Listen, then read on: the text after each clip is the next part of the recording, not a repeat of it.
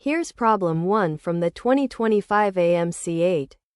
An 8-pointed star, a common quilting pattern, is drawn on a 4x4 grid. What percent of the entire 4x4 grid is covered by the star? You can pause here and solve the problem before seeing the solution.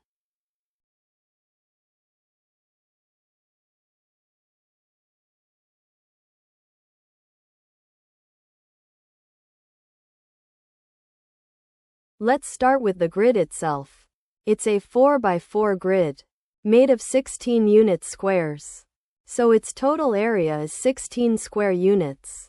Now here is the 8-pointed star, shaded on the grid. Notice it is built from 8 identical triangles, each one reaching out to a point of the star.